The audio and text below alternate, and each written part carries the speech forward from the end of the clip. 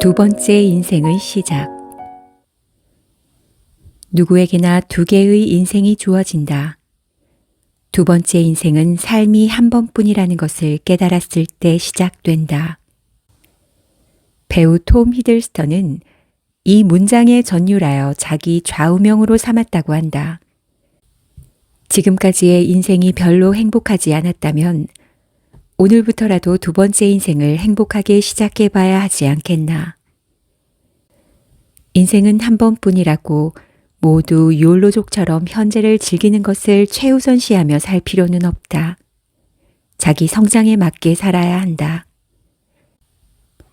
현재의 즐거움도 중요하지만 미래를 위한 준비도 병행해야 행복을 누릴 수 있다.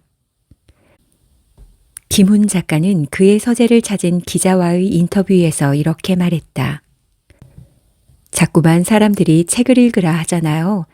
그게 틀린 말은 아닌데 저는 이렇게 생각해요. 근사록이라는 책을 보면 공저의 논어를 읽어서 읽기 전과 읽은 후나 그 인간이 똑같다면 구태여 읽을 필요는 없다라는 이야기가 나와요. 그러니 다독이냐 정독이냐 1년에 몇 권을 읽느냐 이런 것은 별 의미가 없는 것이지요.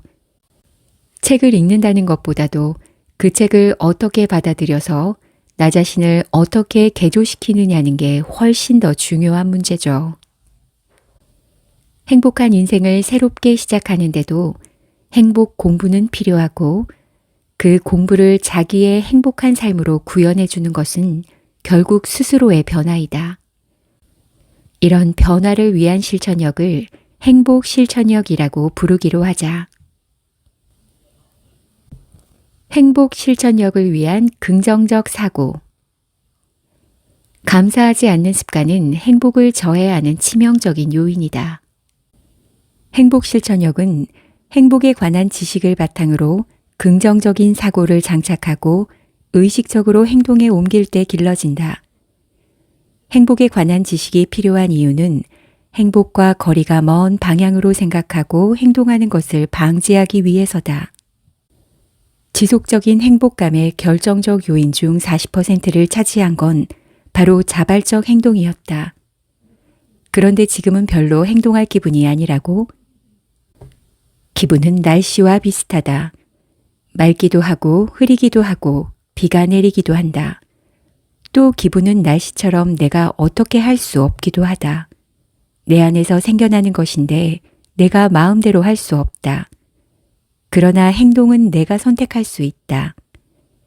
기분이 조금 흐리더라도 그걸 알아채고 기분을 전환하는 데 도움이 됐던 행동이 무엇이었는지 떠올려보고 그 행동을 할 수 있다.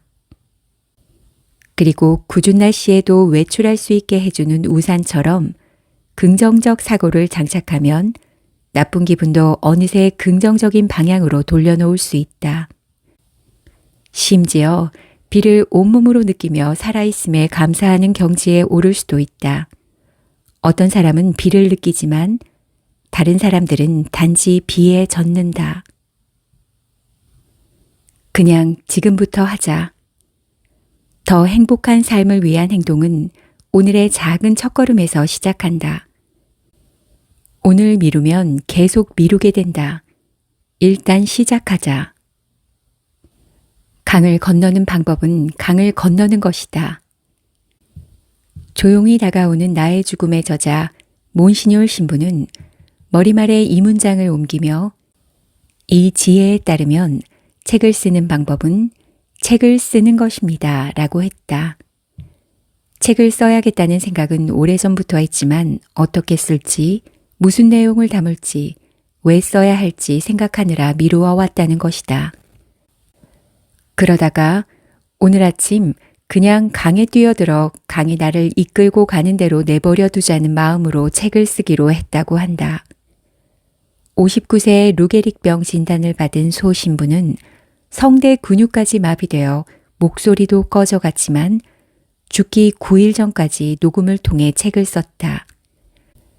그는 임박한 죽음에 굴하지 않고 빈곤 아동을 위한 사업을 확대했다. 죽어서도 타인의 행복에 도움이 되기를 바랬던 마음이 있었기 때문이다. 머지않아 죽을 것이라는 절망적인 현실을 받아들여야 하는 환자도 긍정적인 사고를 할 수 있을까? 성직자도 아니고 두 번째 인생을 행복하게 살기에는 남은 날이 없다고 생각하는 평범한 사람이라면 길이 안 보이지 않을까? 그런데 확장된 자아를 가슴에 품을 수 있다면 생의 마지막까지도 행복 실천력을 발휘할 수 있다. 후손이나 내가 속한 사회의 행복을 나의 행복으로 여긴다면 내가 없더라도 나로 인해 조금 더 나아진 미래에 대한 희망을 품을 수 있다. 그렇기에 마지막까지 작은 일이라도 삶에 의미를 더하는 실천을 할 수 있는 것이다. 행복한 몰입의 조건. 실천력을 키우면서 행복감을 높이는 데는 어떤 일에 시간 가는 줄 모르고 집중하게 만드는 몰입의 경험이 큰 도움이 된다. 미래를 위해 노력하면서도 그 과정에서 기쁨을 얻는 것이다. 미국의 심리학자 마하이 교수는 지금 하는 일에 몰입하는 순간 삶이 변화한다 라는 말로 몰입의 힘을 표현했다. 무기력하게 엎드려 있던 사람도 몰입의 대상을 찾아 고도의 집중력을 발휘하여 몰입을 경험하면 살아있는 기쁨을 느끼면서 삶을 숭고하게 여기게 된다. 몰입은 자의식이 사라질 만큼 심취한 상태를 말한다. 마음먹은 의도나 그 실행을 방해하는 불안, 분노, 공포 등 의식의 무질서 상태에서 벗어나 목표에 주의가 집중되면서 질서 있게 구성된 상태다. 생각과 행동이 합일된 상태에서 일에 집중하기 때문에 정신적 역량을 몰입 대상에 온전히 쏟을 수 있다.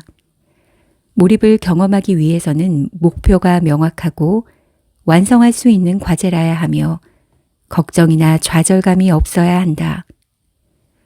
또한 즐거운 경험이며 즉각적인 피드백이 이루어질수록 시간 가는 줄 모르고 그 일에 몰입하게 된다. 만약 공부하면서 몰입을 경험하고 싶다면 학습 목표를 명확하게 설정하고 완수할 수 있는 계획을 세우고 중간중간 문제풀이를 통해 피드백을 얻으며 학습에 재미의 요소를 넣어보면 좋다.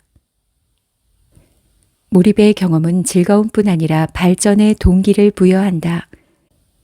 풍부하고 다양한 몰입의 경험은 행복한 삶을 넘어 훌륭한 삶으로 이끈다. 긍정 심리학자들이 말하는 행복한 삶에는 쾌락을 느끼는 즐거운 삶, 타인에게 도움이 되는 의미 있는 삶 외에도 몰입감을 느끼며 일부 세계와 관계를 맺고 성장하는 삶이 포함되어 있다. 은희경 작가의 소설 제목으로 쓰이기도 한 행복한 사람은 시계를 보지 않는다라는 문장에도 시간의 경과를 잊게 만드는 몰입의 위력과 행복감이 담긴 듯하다. 바둑에 흠뻑 빠졌던 사람들이 공감했을 신선 노름에 도끼자루 썩는 줄 모른다라는 속담도 일맥상통한다. 행복에 관한 지식이 행복한 삶을 위한 힘이 되려면 의식적인 실천이 필요하다. 행복이 내게 찾아와 주길 기다리기보다는 내 생각과 행동으로 가져올 수 있는 행복은 놓치지 않고 당겨오는 것이다. 그리고 주변에 이미 존재하는 행복을 발견하는 해안도 중요하다. 톨스토이의 인생 독본에는 삶은 멈추지 않는 기쁨이어야 하고 그런 기쁨일 수 있다라는 말이 수집되어 있다. 어떤 삶이 기쁨의 연속일 수 있겠는가? 중요한 것은 자기 인생과 일상에 기쁨을 자주 초대하고 여운을 오래 남길 수 있는 능력이다. 자기 삶의 주인이 되어 인생은 아름다워 라고 독백할 수 있는 내공에 이른 독자가 많아졌으면 좋겠다. 인생은 마라톤이 아니라 춤입니다. 춤을 출 때 순간순간이 행복하고 도중에 멈춰도 괜찮습니다. 춤이란 어딘가에 도달하기 위해 추는 게 아니기 때문입니다.